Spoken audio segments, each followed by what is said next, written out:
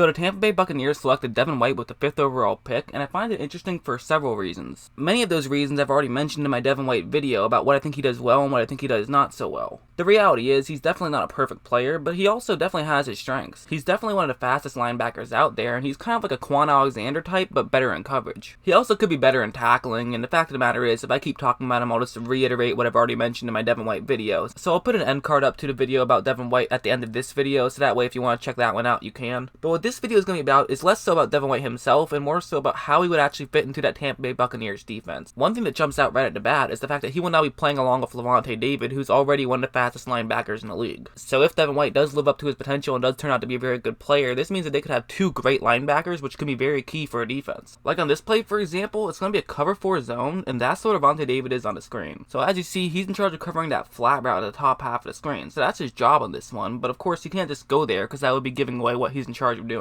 So he's currently at the hash marks right now, and this matters because of what the Steelers are doing on this play. They're going to have a tight end run that route right there, and they're going to have their halfback simply just run to the flat at the top half of the screen. So at first, David is going to have to pay some attention to the Steeler who's running basically right into him because he's running basically right into him. But he is going to have to break out to the top half of the screen, so this is where speed is going to come in. The whole point of this play from the Steelers really is to just turn it into a foot race. Trust that your halfback can outrun Lavonte David. That's the whole point of this play for Pittsburgh. But look at how fast Lavonte David is going to break to the top half of the screen and find a way to get into the play. That's just great speed and great acceleration from David. It's really his quickness that makes him such a talented player. This next play was another good example of a very good play from Lavonte David. If you notice what Pittsburgh's going to do here is they're going to have their center and right tackle each have one-on-one matchups against those two Tampa Bay Buccaneers right there. They're then going to have their left tackle and left guard double team the interior lineman on the left side of the screen, and then one of them will move up to block a linebacker over there. And then they'll have two more one-on-one matchups on the outside of the screen and pull the right guard over to try to lead block and essentially block Lavonte David on this play. So David's not exactly the key here. I mean, this play isn't really supposed to involve him that much, but really he's going to find a way to get into this play. For one thing, look at how quickly he's going to read the play and quickly run to the gap where he needs to be. I mean, almost instantly. He runs in and basically gets to the point where when he's finally getting blocked, it's right at the line of scrimmage. Now, while he is getting blocked here, there's absolutely no gap to try to run through. At this point, all Connor can do is break back and try to see if he can pick up some yards somewhere else, but he can't on this play, and it was all because of Lavonte David. He didn't get the tackle, but he was the one who broke up the play in the first place, so it was really a great play by him. There's also this next play, and this next play will show how Lavonte David did a very good job of understanding his assignment and being in his assignment. Basically, the way this works is if it's a running play and there's 3 linebackers in the game, you all want to be in each of those zones. Pretty simple, the middle linebacker covers the middle of the screen, and then the 2 outside linebackers cover the outside of the screen. It's pretty basic. But what's interesting here is what's going to happen next. Basically, what Pittsburgh is going to do is have their left guard and left tackle double team that interior lineman, and they're going to try to get him to go as far in that direction as possible. That's the whole point of this play for Pittsburgh. Then they'll have a tight end block the edge rusher right there, and they're actually going to pull a tight end over from the other side of the screen to finish off a double team on him. This isn't the type of play that's going to go for a touchdown very often, but it is going to pick up some yards. But watch what Lavonte David is going to do here. He's going to creep to the middle of the screen and make sure he covers up that gap that could have otherwise been open. It's kind of a risky play though, right? Because you made sure Connor can't run through that gap where he otherwise would have ran through, but the problem is now you've given up containment. Connor can run to the outside of the screen and should be able to just outrun Lavonte David. However, look at how quickly David runs back to the outside of the screen. Almost instantly, and he's still able to make a tackle despite the fact that it seemed like he was going to give up containment earlier. He was basically able to be in 2 places at once, and that's just one of the reasons why he's one of the best linebackers in the game. One of the criticisms for this pick for Tampa Bay was the fact that they had Kwon Alexander and just let him walk. So I think many would say, well yes, White does appear to be an upgrade from Kwon Alexander, why not just keep Kwon and also draft Josh Allen? And I definitely think there is some logic to that. I mean, you are saving about $10 million by having White instead of Kwon, but even so, you could argue that this still would be a better decision. But another reason for that is the fact that Kwon Alexander is definitely far from a perfect player. Like, if you take a look at this play, for example, what Chicago is going to do is have 3 1-1 matchups right there. You'll notice that everyone is moving to the right side of the screen, but instead of having their left guard move over to block the edge rusher, they're actually going to have their left tackle move over to block the edge rusher. The reason for that is because their left guard and tight end are actually going to pull over to the left side of the screen. One will block the edge rusher on that side of the screen, and the other will lead block for anyone who's potentially in the area. So as of right now, that block on the edge is working out very well, and there definitely is a gap for the Bears to try to run through. So now, what would conventional wisdom tell you if you're Tampa Bay? If you're Kwon Alexander here, what should you do? So in a perfect world, what would Kwon Alexander do? Well, he would realize this, and he would break to the outside. This would now mean that the safety who's in the area can make sure that he makes a tackle if the guy cuts in, and if he cuts out, then Kwon Alexander will be able to make a tackle on the outside. That's basically how the play would in theory work. However, that's easier said than done, especially when things are happening so quick, and Alexander doesn't really do that, he kind of breaks further in. So now it kind of becomes like that play I showed earlier, where Lavonte David broke in and then had to break out very quickly to make a tackle. Now that's what Kwon Alexander would have to do on this play. But Alexander isn't able to do it, and Kwon is able to run for a ton of yards on this play. I'm not showing that play to say that Kwon Alexander is a bad player by any means, because he isn't. I mean, he's a Pro Bowl player. He's definitely a very capable player. But I also think it's worth mentioning that he is a guy who makes mistakes, and who knows, if Devin White does live up to his full potential and can be an elite player, well then he wouldn't make those types of mistakes. There was also this play from the Chicago Bears game, and honestly I could talk about 1,000 plays from that Bears game because there's just so many mistakes from the Tampa Bay Buccaneers defensive perspective. It's going to be zone coverage on this one, and take a look at what Chicago is going to do on this play. They're going to have a receiver run a go route right there, and this in theory should force both of the two Tampa Bay Buccaneers who are in charge of covering the end zone further back to the end zone. From there, they'll have a Bear running a slant route basically right in that direction, which will force Kwon Alexander further up to the top half of the screen. Then they'll simply send their halfback out to run right there, and basically the whole idea is that Kwon Alexander will be out of position and they can simply just hit their halfback. And I have to be honest, this play wasn't really a great play by Lavonte David. He read this slightly too slowly, and the halfback was able to break in quick enough and be able to make a play. Also, once you see when the ball is snapped, it was slow reaction time by Kwon, so really neither of these two guys made the play that you would want to make on this play. And in fairness, it would take a great play to stop a touchdown on this one. I mean, this is pretty much perfect execution from the Bears on this one. I know the Bears have had their struggles on offense over the years, but this one was actually a very good play.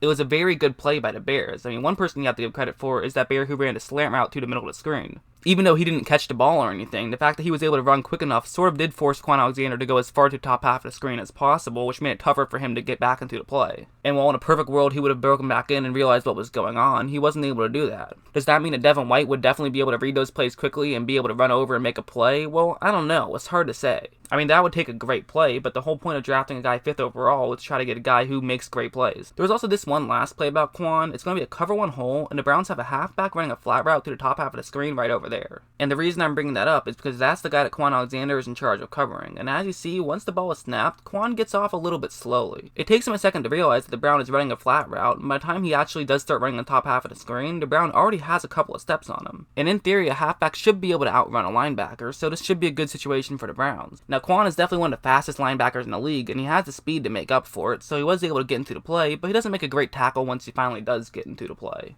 That's kind of your typical Kwon Alexander play. He gets a little bit too focused on the run. When he finally does realize that the pass, it's a little bit too late. He does have the speed to then get into the play, but he doesn't make the best tackle. That's kind of your typical Kwon Alexander play. So while that play was certainly far from a disaster, in theory, White still has the speed of Kwon to get over and make that play, but he also would have read the play quicker and made a better tackle, even though White isn't the best tackler himself. But enough about that, and I'm really not bashing Kwon Alexander at all. He's definitely a very good player, but just he has some flaws. One of the things that I really thought hurt Tampa Bay's defense last season was their lack of tackling corners. Like on this play, for example, basically what Atlanta is going to do is have their center and right tackle each have 1-on-1 matchups right there, and then they're going to send their right guard up to block that linebacker, and they'll send a fullback up to block another linebacker. So as you see, it's a lot of 1-on-1 matchups going on. So this now means that all you have to do is win your matchup. That's the whole point of this play for Tampa Bay. Just make sure you can win your matchup. And as you see, the Tampa Bay linebacker who is going up against the fullback does a very good job of doing exactly that, and that clogs up that gap that could have otherwise been open. And I know it's kind of hard to tell here because there's so much chaos going on, but trust me, I've watched this play a few times. That's what happened. However, the problem with this for Tampa Bay is now the halfback can simply just break to the bottom half of the screen, and there's Julio Jones blocking Brent Grimes on the bottom half of the screen. And in fairness, most guys will get blocked pretty well when trying to get around Julio Jones. However, Grimes is definitely a bit lackadaisical in his effort to try to make a tackle here. And now you might be saying, okay Jackson, but hold up, wait a second, why are you bringing that up? This is a video about how Devin White could help the Tampa Bay Buccaneers, so how does that have anything to do with the fact that their corners can't tackle very well? And the reason I'm bringing it up is because no matter how good of linebackers you have, if you don't have corners, it's not going to work out too well. You need to have a complete defense, which is probably why after Devin White, they drafted 3 defensive backs in a row. One real reason why I think they're going after Devin White is they definitely need a linebacker. It's a bit ironic because Bruce Arians just said if you draft for need, that's how you get fired, and I do feel like he actually drafted for need a little bit in this draft. One of the ways you could clearly see that they need a linebacker was when Kwon Alexander and Lavonte David both went down last season. Like on this play, it's 3rd down, and that's where the first down marker is. So the whole point of this play for Tampa Bay is just don't let them get past that first down marker.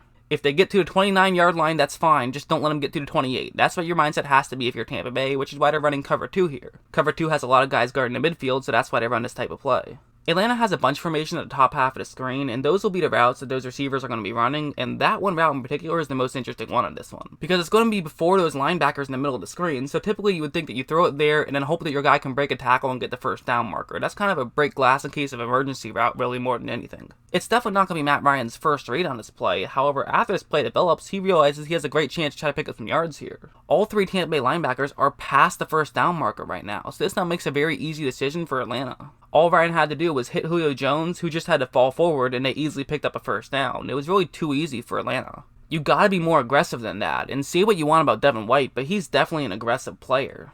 This next play is another example of them not being aggressive. Once again, it's going to be a cover 2 zone. And the one route in particular you want to take a look at is that one Saints route right there, as it's a simple curl route right to the 40-yard line. So once he finishes his route, look at how open he is. I mean, the next closest Tampa Bay player is right over there, who's way far away. I mean, if you're playing zone coverage, you have to be aggressive, especially when there's no one in your zone. You have to realize what's going on and be willing to break in. Really, when it comes to linebacker play, I would rather you be too aggressive than not aggressive enough. Sometimes you will get burned if you try to make a play to happen too often, but it is more important than not doing that at all. Because while yes, the occasional big play is bad, it's certainly a lot worse when you're giving up a first down on every play. So that's kind of how I feel about this pick. I definitely think in the short term, this is going to be a very good decision for Tampa Bay, and I think he'll help them a lot. Although as a Tampa Bay Buccaneers fan myself, I was honestly hoping for us to pick Josh Allen with that 5th overall pick. With all due respect to White, who I think is very good, I would just rather have the most talented player available. In my opinion, that was Josh Allen, but in their opinion, that was Devin White. And let's be honest for a second, while I definitely have my problems with Jason Light, the fact of the matter is, he does a great job at drafting linebackers, so I guess I'll just wait it out and see what happens this time.